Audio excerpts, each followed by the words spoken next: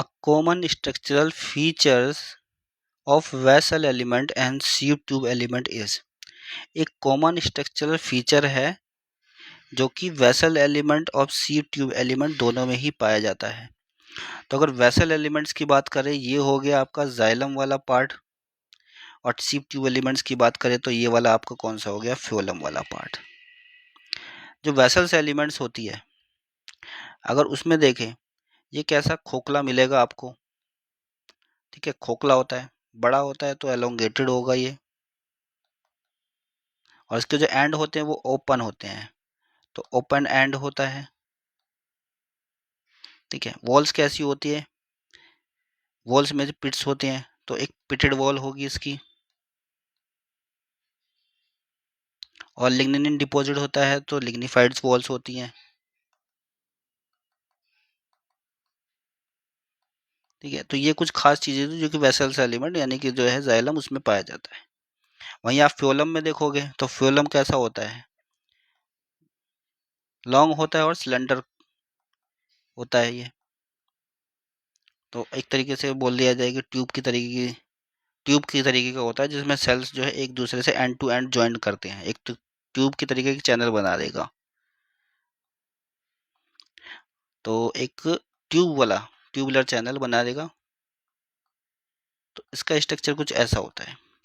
अब इसमें से कॉमन स्ट्रक्चरल फीचर्स है क्या है इन दोनों ही चीज़ों में, जाइलम में और फ्लोएम में, यानी कि जो वेसल्स एलिमेंट है उसमें और सीव ट्यूब एलिमेंट्स है उसमें क्या कॉमन फीचर्स है वो बताना है।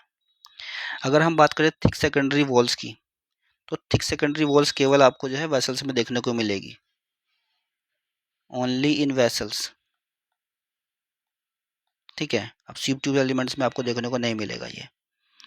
फिर ये गलत हो गया क्योंकि ये कॉमन स्ट्रक्चर फीचर्स नहीं हुआ, दोनों में नहीं पाया जा रहा है, केवल एक में पाया जा रहा है, किसमें, वेसल्स एलिमेंट्स में पाया जा रहा है।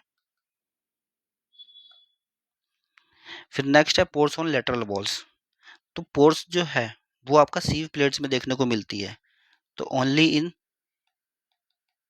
सीव प्लेट्स, मतलब सीव ट्यूब्स के अंदर सीव प्लेट्स होती है एंड में, तो उस सीव प्लेट्स में ये पोर्स आपको देखने को मिलेंगे उसमें, ओनली इन सीव प्लेट्स, ठीक है। और आपका वेसल्स एलिमेंट्स में नहीं होता ही ये,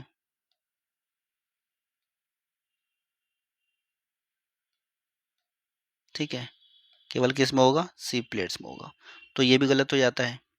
फिर प्रेजेंस ऑफ पी प्रोटीन्स, ये पी प्रोटीन्स जो है ये भी आपका जो है सीव एलिमेंट्स में होती है,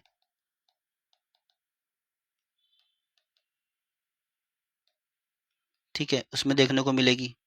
पर वेसल्स एलिमेंट्स की अगर बात करेंगे तो वेसल्स एलिमेंट्स में नहीं मिलेगी आपको ये, तो इसलिए ये भी गलत हो गया, ये भी common characteristics, common structural features नहीं है जो कि दोनों में ही पाया जाए। तो प्रेजेंस ऑफ प्रोटीन भी दोनों में नहीं पाया जाता है, लेटरल वॉल्स भी दोनों में नहीं पाई जाती है, थिक सेकेंडरी वॉल्स भी दोनों में नहीं पाई जाती है।